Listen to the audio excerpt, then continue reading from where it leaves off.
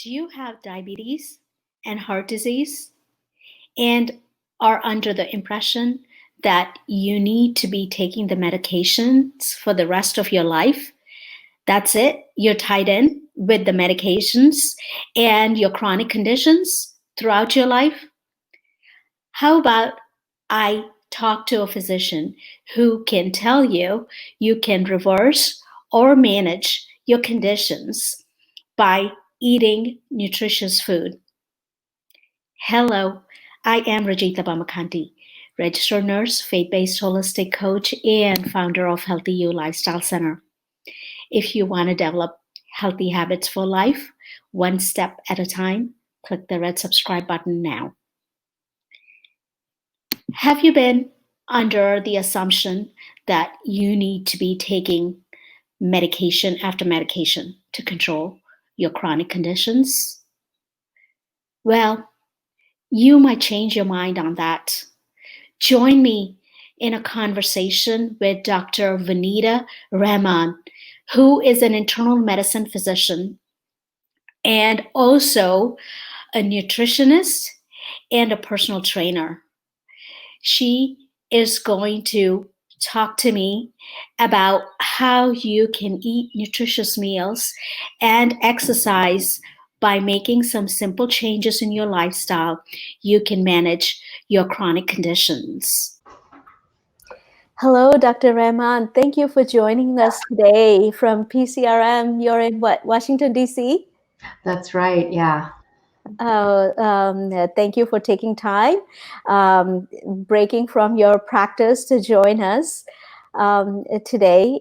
That brings me to ask you the question, from being an internal medicine physician, what interested you towards nutrition and getting certification in nutrition? Yeah, so, well, first of all, thank you for doing this and having me on the show. You're welcome. Yeah, so I've been practicing internal medicine since, well, for a long time.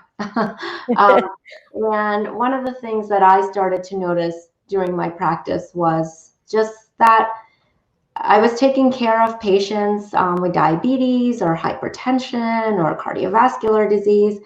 Um, And, with medication or surgery, we could stabilize things, but we weren't necessarily reversing it. So I really wanted to learn more about what role diet and lifestyle plays. And then I myself was struggling with my own health issues, losing weight, and, trying to figure out how I could be at a better weight, how I could be healthy. And then that just led me down to the path of realizing that I didn't know as much about nutrition as I thought I did, and that I need to educate myself, take care of myself, so that then I can share this knowledge with my patients. And that's sort of how my journey started. Wow. So even after going to that many years of medical school and all that, you did not get much training on nutrition? No, sadly not. Most medical students don't get enough training in nutrition. It's a very minimal amount, and whatever we get is really about biochemistry, the structure of carbohydrates or proteins, but not practical information like what to put on our plate or why, or how to use nutrition to reverse diabetes or hypertension. We are always taught to encourage lifestyle changes, but we aren't necessarily taught what those are. So there is this gap in our medical education. Yeah, that's what, whenever we go to a doctor, that's what happens. How come they never ever ask us, what type of food do you eat? What's your lifestyle? You go there with a problem. That's another thing. You have to make an appointment for a problem visit or a preventative care visit. And even preventative care is all about doing all these tests running. That's the preventative care. And then let's say I go in for diabetes problem. Okay, look, your blood sugars are high. And then you get a prescription and you go home, and or else also to addition to that, you get a pamphlet. Okay, read this, preventative care. So what's the gap? Patients don't understand when they go into the doctor's office, and they go there primarily for medications. How can we enlighten our patients or our community about that? Yeah, so that's such an important question. So there's so many things we as healthcare providers can do. I make it a point to always talk about diet and nutrition with my patients. And one thing we know is that most patients do consider their physicians to be the utmost experts in nutrition. However, most physicians don't feel comfortable giving nutrition advice like they do giving medication advice or procedure advice, because we're just taught about that so much more. And so, the first thing we need to do is really educate the healthcare providers, and, encouraging them to attend conferences about nutrition, about taking CME credits towards nutrition. That's the first step. And then we can do so many things in our practice to educate patients, whether it's pamphlets or posters around the exam room, or just even starting the conversation is a big step in itself, because then patients know it's an important part of their health. Yeah, that's true. Like even when you go into an office, that's how the environment is. So how is your practice different compared to the traditional, physician that we go to? Yeah, so our practice is it's very different. So as soon as you walk in to the reception area, first thing you notice is there's a big bowl of fruit sitting there Yeah. for our patients. We want to encourage them to eat well, and we know visits can sometimes take a while. They get hungry, so we provide them with a nutrition snack. We often play helpful videos about nutrition in our waiting room. We have a lot of literature they can look at. But most importantly, I think what sets us apart is that our entire staff takes nutrition very seriously. We don't just give nutrition advice to our patients, we all follow it. So we make it a point to eat well, take care of ourselves. We lead by example. And, when a patient comes into our clinic, they're getting a consistent message from everybody, from the front desk to the provider, to the discharge process. Everyone is on board and really advocating for the patient and about a healthy lifestyle. Oh, wow. That is a very different approach. So, how long do y'all take to see a patient? Because when you go to a doctor's office, it's, that time crunch, you better spit out everything you want to say to them before they walk out of the exam room. Well, we take the time that we need to take care of our patients. So we have a schedule. We try to follow it. We try to not keep our patients waiting. We take timeliness very seriously, but also we recognize that for some patients we need more time, and we give them that time so that we can fully address their health concerns. So the bottom line is we give our patients the time and resources that they need to really help them stay healthy. Okay. Okay, that's very comforting to hear, because some of them need a little longer time than the other. Right. So, with the COVID thing that's been going on for last couple months or so, people talk about immunity so much. Mhm. Need to boost up immunity. Can you expand a little bit about that? Uh, about how you can boost your immunity. Yeah, so this comes up a lot. So several things. One thing that this pandemic has really highlighted is the role that pre-existing conditions play, whether it's diabetes or hypertension or cardiovascular disease or chronic lung disease related to smoking or not smoking, such as asthma, that it's really important for us to take care of these pre-existing conditions, because we know that patients who have them have a more complicated course, or they're at a higher risk for having a more complicated course. So the most important step is to mitigate these pre-existing conditions. So let's eat well, let's exercise, let's get plenty of sleep so that if we don't have high blood pressure or diabetes or cardiovascular disease or asthma, our risk is that much lower. But if we do have it, then it is important to control them, because most likely the more stable they are, the less our risk will be. We don't know that yet, but we're seeing that, for instance, with diabetes, that patients who had better controlled A1Cs had a less complicated course than those who didn't. So, we might see that with other conditions. And the other thing is, really boosting your immunity starts with what's on your plate. We know that eating a low-fat plant-based diet improves our immune system. It reduces our risk of chronic conditions, and this in turn will lower our risk of a more complicated course. And let me also emphasize the role of exercise. There's research showing that when we exercise, we produce these enzymes that can neutralize free radicals, which cause damage in our body. And as we neutralize them, our risk for developing complications such as ARDS or acute respiratory distress syndrome go down. And we know that's a leading cause of death with COVID-19. Okay, so you're saying whether we have this pandemic or not, we need to manage or control our chronic diseases by eating healthy fruits and vegetables, plant-based diet, whole grains, and boosting our immunity by eating all those fruits and vegetables.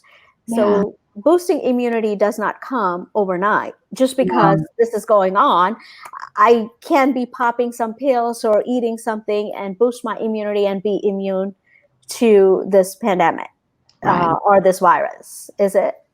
Yeah, that's correct. And I think another point to keep in mind is these pre-existing conditions aren't just a risk factor for a complicated course with COVID-19. They're also risk factors for a more complicated course with seasonal influenza, which we see every year, which kills 30 to 60,000 Americans every year. So, this is not a one-time thing just for this pandemic. We need to take better care of our health long-term because these comorbidities play a role in other infections. And let's not forget that cardiovascular disease is the leading cause of death in the United States. So, minimizing these pre-existing conditions with a healthy plant-based diet is really key to keeping us healthy long-term. Thank you. So in that, can you tell me, how did we get to this level of these chronic diseases? How does that process happen? It's not overnight. It takes time. If you can just enlighten us a little bit, how we get that over time on these heart disease, diabetes, all of these multiple things, arthritis, cancer. How do we get these?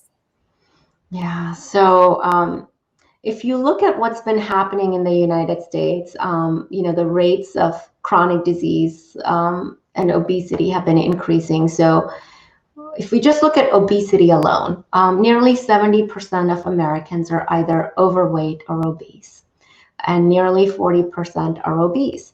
And this didn't happen overnight. It's been happening over the past few decades. As our diet has changed, it's become increasingly more laden with animal-rich foods, more processed foods, more fat-rich foods.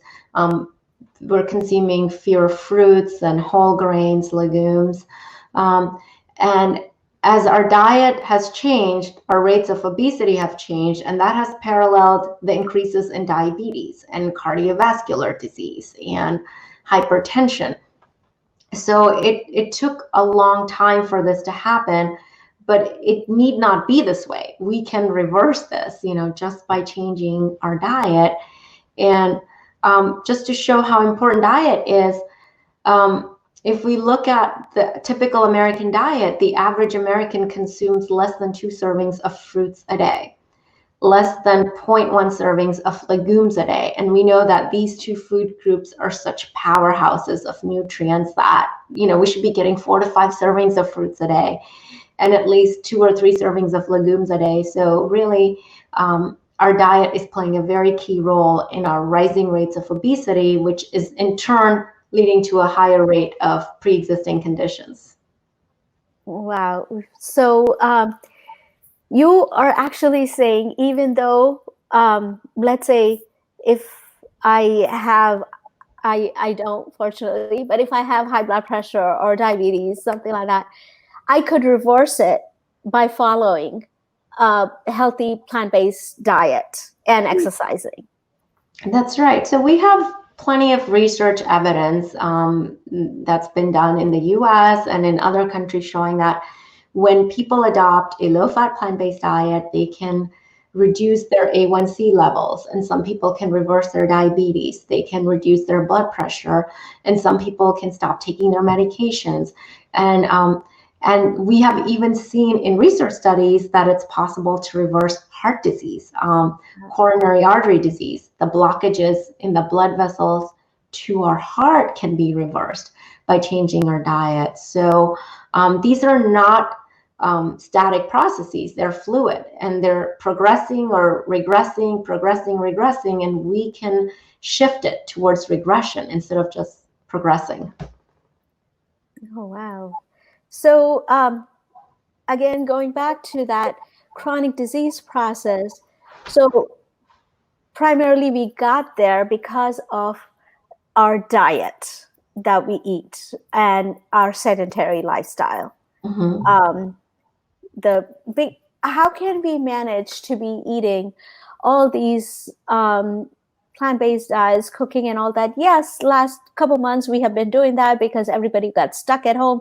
There's no restaurants out there to go pick up or order food. Everybody has a busy life. They don't have time to cook. They just want to pick up something and eat. So how do we manage that? So how do you manage to eat well, right? Yeah. I think most people want to eat well, but they run into challenges, whether it's time or finding the food, or maybe just lack of knowledge, not knowing what healthy eating is. So, one thing people can do is go to our website, pcrm.org, and they can find a lot of information about nutrition. They can find a ton of recipes. So that's a start. Then as far as how do you make the time, eating a plant-based diet doesn't require any more time than eating a traditional Western diet. The cooking doesn't require any more time. In fact, it can even be simpler. What does take time is learning how to do it. So there's a steep learning curve where we're learning a new cuisine, learning a new way of cooking, and that is there. But once we get past that, putting together a plant-based meal can be done in 15 minutes. It doesn't have to take any longer than putting together a traditional meal. So it's really important to know that. The other thing for people to know is that people are often worried that plant-based foods will cost more, but in fact, the opposite is true. Dairy products and meats and seafood are quite expensive because of the work and resources involved in raising animals. But plants can be really cheap. A pound of chickpeas can be bought for 99 cents, and that can be enough to feed a whole family. So it doesn't have to cost more, but it does take some practice and some education to learn how to do it. And once we do, then it's pretty smooth sailing. Wow. Yeah. How about my colleague? I was talking about, I coach plant-based diet and all that for my clients. He was like, "Oh God, I can never live without meat. Every meal I have to have meat. I can't." How? So do they have to give up meat in order to reverse any of their chronic diseases? Yeah, so this question comes up all the time. And what we know is if you picture the traditional Western diet, which is high in meat and dairy products, and you start moving towards a full plant-based diet, which has no animal foods at all, we know that people's health improves. And the more they can move along that spectrum, the better results they'll see. So, for maximum results, you'd want to go towards the plant-based end. But it's really up to each person to find where they want to be along that spectrum. But to your colleague's point about missing that meat initially, yeah, people will miss it. There is no doubt that people will miss the foods that they're used to eating. But here is what they may not know. We are human beings. We're meant to adapt. If we could only eat the foods that we like eating, we couldn't survive as a species. So our taste buds adjust very quickly. So once we stop eating that chicken or that steak, after a few weeks, we don't miss it anymore. And when I work with patients, one of the first things that really they're impressed with is how quickly their palate changes. And then after a while, they don't crave those foods anymore because they have now new foods that they love. Like, before maybe they craved chicken, but now they crave chickpeas, and it surprises them. So things can change. That's how we are meant to be as human beings, to adapt. So give it a shot, and you might just surprise yourself. So first thing is we need to have that intention to make a change, right? And try new things. Absolutely, yeah. It's really important to get to that. I think something you said, that intention to make a change. Really ask yourself, why is this change important to me? What's in it for me? With every decision we make in life, there's a risk and there's a benefit. And whether we're conscious of it or not, we're weighing these constantly in every decision we're making. So when you're changing your diet, you ask yourself, what is the benefit to me? What is the risk? And where do I stand on that? And I think most people will find that changing to plant-based, the benefits far outweigh the risks. And really the only risk is the cravings. There's really virtually no other risk with doing that. Okay. And how about for those that have already these type of cardiovascular diseases, diabetes, hypertension running in their family? So I would say, okay, it's inherited. I can't do anything about it. It's in my family. So I'm just going to eat whatever. I'm not going to be able to reverse. Yeah, so that's a common perception that genes are destiny, and that's actually not true. In medicine, we have what we call a two-hit hypothesis, which means that the first hit is the gene that we're born with that predisposes us. Then the second hit is our lifestyle, which helps that gene manifest itself. So we need both for the majority of diseases in medicine. So just because we have a gene doesn't mean we are destined to get it. And we know this because even when we study identical twins, if one of them develops diabetes, it doesn't necessarily mean the other one will, even though they have identical DNA. So we know that there's something else going on, and that something else is nutrition. It is our lifestyle. So for someone who is struggling with cardiovascular disease or diabetes, and they feel like, well, it's too late, I already have it, I can see why they might feel discouraged, but I want them to know this is a very fluid process, and this doesn't mean things cannot improve. And you might be amazed at how much your lifestyle can influence how you feel. Whether it's reducing your medications or improving your blood sugar levels, or improving your A1C, or not having chest pain when you walk, or being able to do the things you couldn't do before. Positive change is absolutely possible. How about some of the autoimmune, like rheumatoid arthritis? I have a friend who had it for like 50 years. She had it for last 20 years. So she thinks, okay, this is it. No meds work. I'm a zombie taking meds all the time.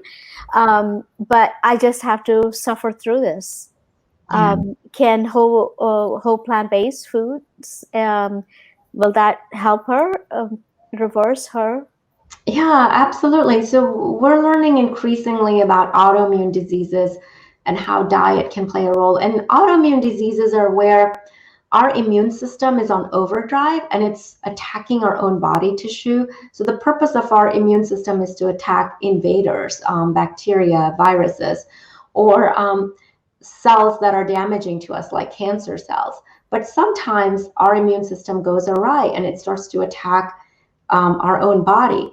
And this is what happens with asthma or allergies. If someone with pollen starts sneezing or having a watery nose, the pollen really poses no threat to them. It's just the immune system doesn't realize it. So it mounts this inflammatory response. So the nose gets congested, they sneeze, they start coughing.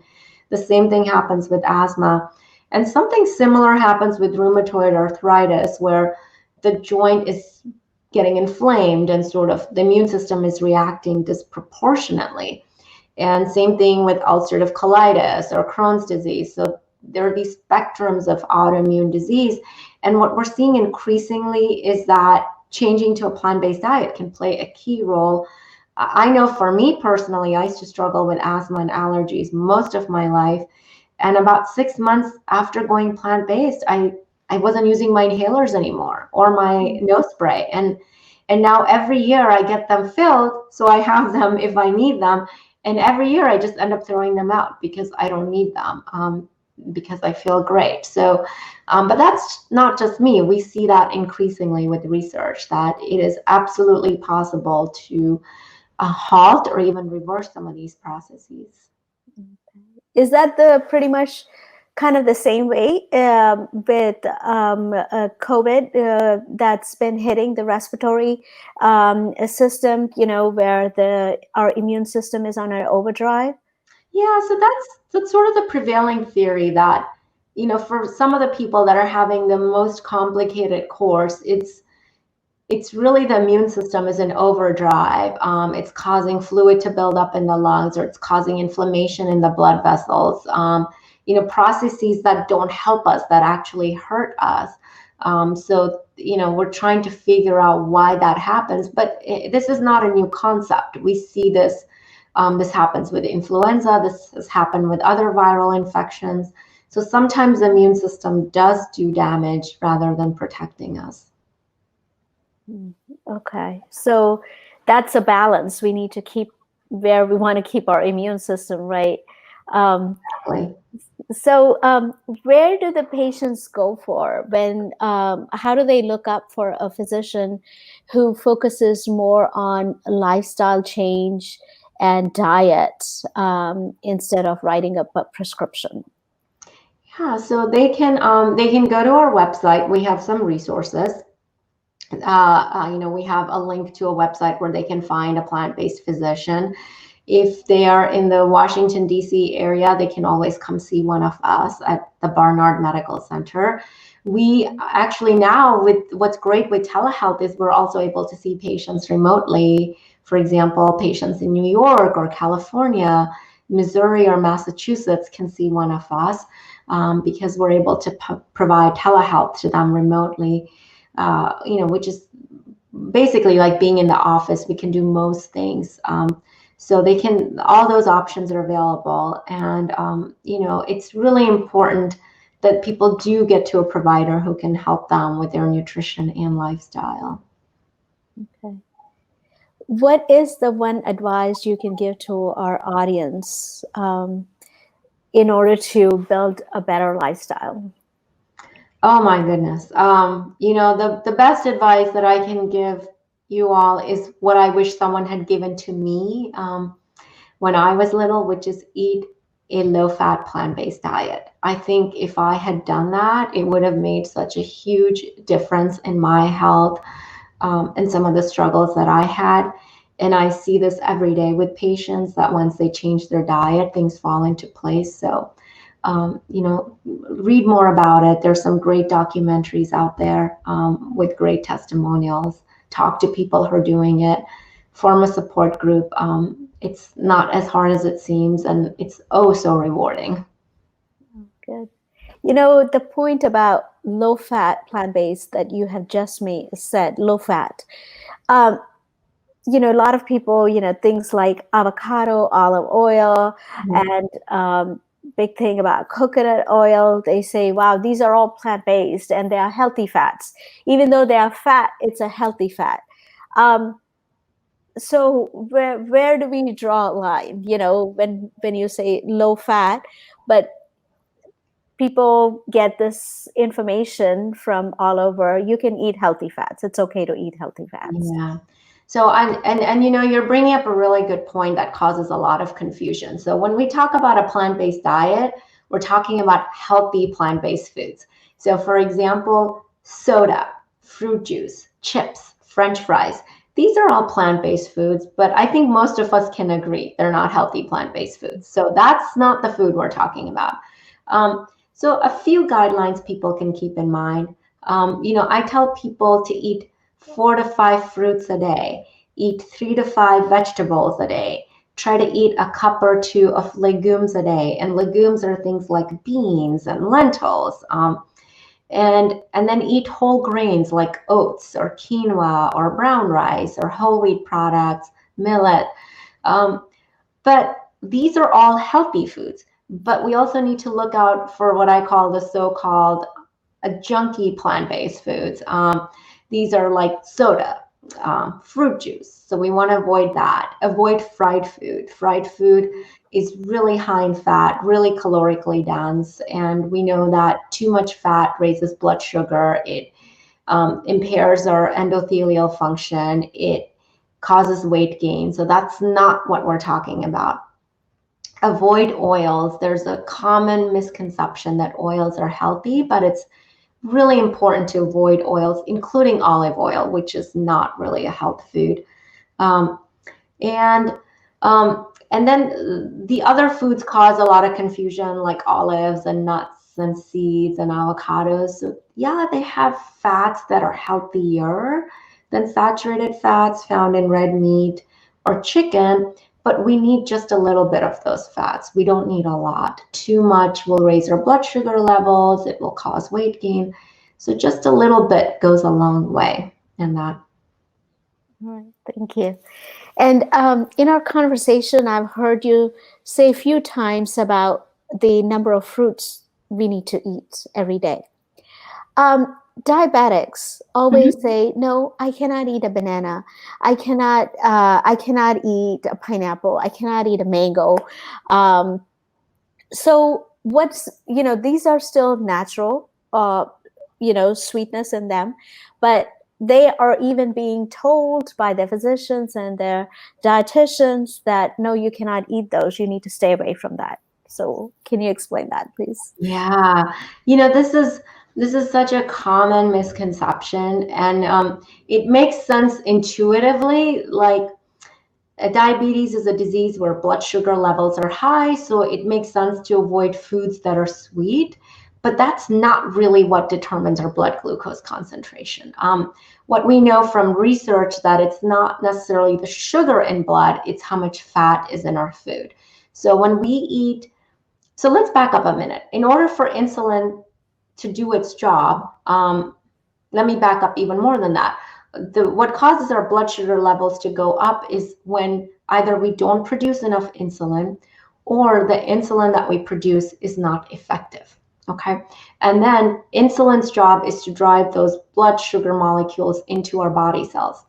And if we don't produce insulin, like in type 1 diabetes, then our blood sugar levels go up.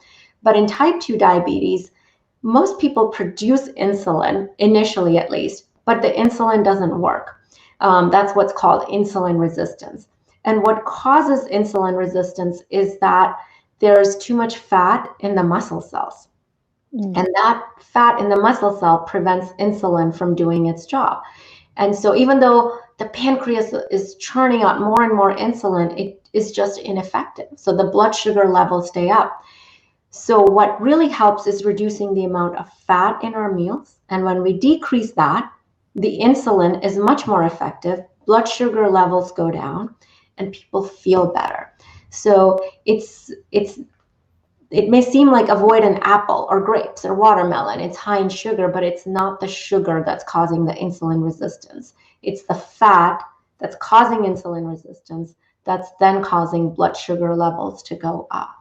So it's really about the amount of fat in our food that's key, which is not to say it's okay to just eat spoonfuls of sugar. I'm not saying that, that's not what I'm advocating, but the amount of sugar found in fruit is so little compared to what we get with it. We get a lot of fiber, we get a lot of vitamins and minerals. And if you think about it, we could eat multiple spoonfuls of sugar and still not feel full, but we could eat an apple and feel pretty full, and it would have a lot less sugar than those spoonfuls of sugar we're talking about. Okay. So can we reverse diabetes too, type 2 diabetes? So we have seen in our clinic and in research settings, we have seen people with type 2 diabetes who are able to reverse it. And what I mean by that is their A1C reaches a normal value. They no longer need to take their medication. And even though they stop their medication, their A1C stays at a normal value. And that is absolutely possible. It doesn't happen for everybody. But, even if people aren't able to reverse it fully, they're able to decrease the amount of insulin they need or the amount of medication they need, and they just plain start to feel better. Okay. And once it's manageable, too, they need to continuing the same lifestyle, not go back to what they used to do before, just because it's under control. Yeah, really great point. This is, again, a very fluid process. So if we go back to the way we used to eat, then we will go back in the same position. So yeah, this is not really, I don't even consider it a diet. I consider it a lifestyle, eating low-fat, plant-based food. This is a lifestyle. This is a long-term thing, not a short-term fix. Okay. Once you get on that path, you're going to keep staying on that track, right? Yeah. And there's a reason why people stay on that track. They stay on that track because they feel so much better. If you start doing something that's making you feel better, that isn't harming you in any way, then why wouldn't you keep going that way? So people keep wanting to stay that way because everything starts to improve and they feel better than they have in years. Yeah. Thank you. Where can people find you if they need to follow up with you later on?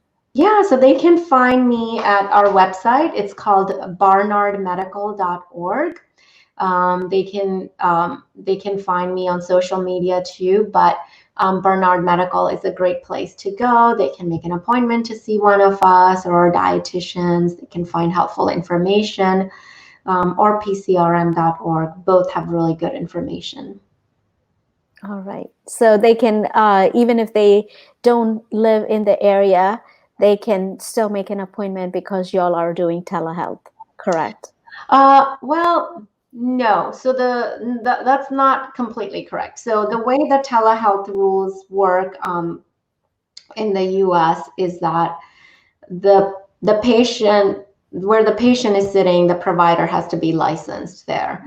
So right now, our providers are licensed in the states that I mentioned: DC, Maryland, Virginia, Massachusetts, New York, California, Missouri, but we're looking to expand. But if you are located in one of those areas that is not, an area we're participating in right now, you can still join some of our other programs, which are open to most of the country. So we frequently do online programs where we educate the public, and we always have some kind of program coming up. So I encourage our listeners to go to our website and look for those. All right, great.